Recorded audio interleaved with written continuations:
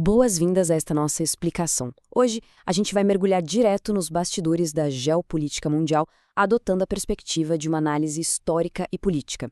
É uma narrativa simplesmente fascinante sobre como uma nação em desenvolvimento precisou navegar pela diplomacia de alto risco da Guerra Fria para tentar garantir a sua própria soberania tecnológica.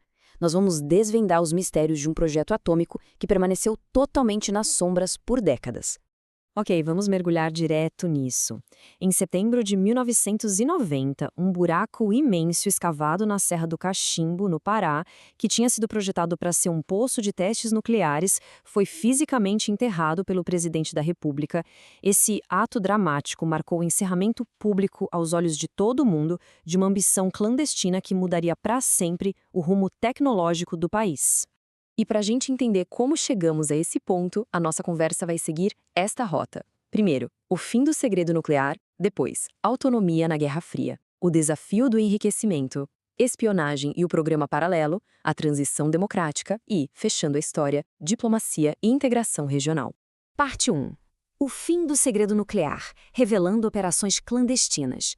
Pensa no cenário, um programa paralelo, todo estruturado nos bastidores e mantido em absoluto sigilo por quase 30 anos, de repente vem a público quando o país retoma seu curso democrático. Naturalmente, essa exposição gerou um choque internacional gigantesco. E o motivo de tanta apreensão é bem claro, tá? Dominar a tecnologia nuclear está diretamente ligado à posição de uma nação na hierarquia global. É um status de poder imenso, guardado a 7 chaves pelos 5 membros permanentes do Conselho de Segurança da ONU. Tentar entrar nesse clube exclusivíssimo de forma independente é, por definição, um baita desafio à ordem mundial estabelecida. Parte 2. Autonomia na Guerra Fria, navegando na hierarquia global. E isso ilustra de forma brilhante por que o país sentiu a necessidade de operar nas sombras. A gente precisa voltar ao tabuleiro de xadrez da geopolítica pós-Segunda Guerra. A diferença de interesses era brutal.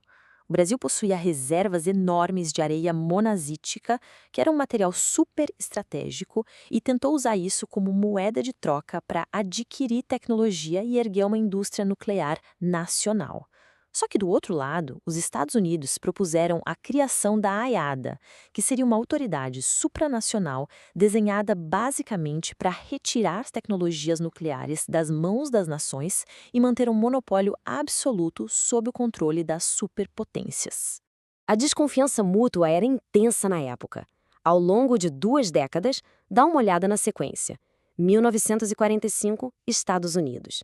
49, União Soviética. 52, Reino Unido, 60, França e 64, China. Apenas essas 5 potências dominaram a tecnologia. Para as nações em desenvolvimento, as portas pareciam trancadas para sempre, criando uma pressão absurda onde o poder global era ditado simplesmente por quem chegou primeiro. Toda essa pressão acabou culminando no Tratado de Não Proliferação. Exigir que nações abrissem mão do desenvolvimento próprio em troca de uma vigilância internacional rigorosa foi visto como um limite inaceitável para muita gente. A recusa inicial do Brasil em assinar o TNP não foi agir como um Estado rebelde, sabe? Foi, na verdade, uma postura política e diplomática extremamente calculada. A visão era clara. O tratado não podia servir só para perpetuar a hegemonia de quem já tinha bomba e, de quebra, travar a ciência e a autonomia estratégica das nações emergentes. Parte 3. O desafio do enriquecimento. A ciência da soberania. Com o cerco internacional se fechando, aquela busca por autonomia política virou um obstáculo colossal de engenharia. Dominar o ciclo do combustível nuclear é como montar um quebra-cabeça de altíssima complexidade em 6 etapas. A mineração e a filtragem, nossos pesquisadores tiraram de letra. Mas a verdadeira barreira, ou melhor, o grande gargalo que separava as potências do resto do mundo, estavam nos passos 3 e 4. Converter o urânio em gás hexafluoreto, o famoso bolo amarelo, e realizar o dificílimo processo de enriquecimento. Agora, o que é realmente interessante sobre a composição desse material é a própria natureza física da coisa. O minério natural é quase todo formado por urânio-238, que é super estável. Apenas uma fração minúscula de 0,7% é o urânio-235. E é exatamente esse isótopo levíssimo e instável que é a chave de tudo, o único capaz de gerar aquelas intensas reações em cadeia necessárias para o poder atômico. Para que esse urânio sirva para alguma coisa, tipo alimentar um reator de energia, Aquela concentração microscópica precisa pular para pelo menos 5%. E para atingir esse número, é preciso usar a centrifugação em uma velocidade absurda. O desafio aqui vai muito além da teoria. É construir máquinas capazes de suportar forças extremas sem se despedaçar no processo. Parte 4. Espionagem e o programa paralelo. Táticas de suspense na vida real. Lá no final dos anos 70, a pressão bateu no teto. Quando os americanos bloquearam a venda de urânio, a ditadura militar foi forçada a criar uma cadeia de suprimentos 100% independente, dando o pontapé inicial no clandestino Programa Paralelo em 1978. A dificuldade de criar supercentrífugas que giram gerando forças milhões de vezes maiores que a gravidade fez o regime apelar para táticas que, olha, parecem saídas de um filme de espionagem.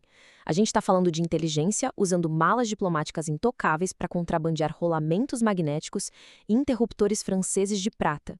Teve até maquinário alemão atravessando um mundo escondido dentro de caixas de batedeiras industriais. E foi com essa engenharia reversa que os cientistas civis do IPEM conseguiram desenvolver sistemas de enriquecimento, que logo se tornariam alguns dos melhores do mundo. Parte 5.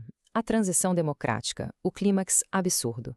Com todos esses avanços acontecendo ali, escondidos sob o radar, a gente chega ao meio dos anos 80. A ditadura finalmente começava a acabar, abrindo espaço para o controle civil.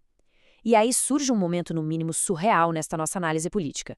Como alguns oficiais achavam que deveriam marcar simbolicamente o fim do regime e mostrar toda a força tecnológica que eles tinham construído em segredo. A resposta planejada por parte da cúpula militar era simplesmente assustadora: detonar um artefato nuclear dizendo que era uma celebração pacífica. E o nível da ironia não para por aí. O material do teste ia ser plutônio fornecido secretamente pela China comunista. Felizmente, o pragmatismo falou mais alto. O plano foi abortado, o que com certeza evitou um desastre diplomático que seria irreversível, e o poder civil pôde ser retomado sem uma nuvem de cogumelo no horizonte. Parte 6. Diplomacia e integração regional. De rivais a parceiros. Vamos avançar e ver como tudo isso se conecta com a redemocratização. Quando os civis assumiram e o programa secreto foi revelado, esse domínio tecnológico bateu de frente com a diplomacia moderna. Historicamente, existia uma rivalidade gigantesca com a Argentina, que chegou a ficar bem tensa durante a construção da usina de Itaipu. Mas olha que reviravolta. O desejo mútuo de ter autonomia tecnológica transformou essa rixa do passado numa parceria estratégica que ninguém imaginava. Em vez de embarcar numa corrida armamentista sem sentido na América do Sul, a abertura e a cooperação evoluíram rápido. A Argentina começou a produzir combustível para a gente, rolou pacto de cooperação civil. E aí, em 1987, veio o choque global. O anúncio oficial de que o Brasil dominava totalmente o enriquecimento de urânio pelas supercentrífugas. Essa conquista tecnológica deu um peso diplomático tão grande que, quando finalmente assinamos o Tratado de Não Proliferação em 1998, não foi como um país fraco se curvando, mas sim como uma nação plenamente capaz e soberana. Então, o ponto crucial aqui é perceber que a herança mais duradoura desse programa paralelo atômico não foi de forma alguma a construção de bombas. Foi, na verdade, o estabelecimento de uma plataforma poderosa para a cooperação científica e pacífica. Ao dominar a tecnologia, a diplomacia bilateral ganhou força, garantindo a integração regional na nossa parte do mundo. No fim das contas, a busca por independência tecnológica é algo contínuo na nossa história. Esse passado nuclear mostra claramente que a ciência é, sem dúvida, uma das ferramentas mais poderosas de negociação que existem. E fica aqui a reflexão para a gente terminar. Num futuro onde o mundo vai ser guiado por novas inteligências artificiais e novas fontes de energia, qual vai ser o próximo grande avanço tecnológico que vai ditar o peso de uma nação no cenário global? Um grande abraço por acompanhar esta nossa explicação e continuem sempre questionando. Muito obrigado por acompanhar mais um vídeo do Exploramente. Se você gostou, não se esqueça de se inscrever no canal e deixar o seu like. Sua interação é super importante para o YouTube divulgar nosso conteúdo para mais exploradores como você. Até a próxima!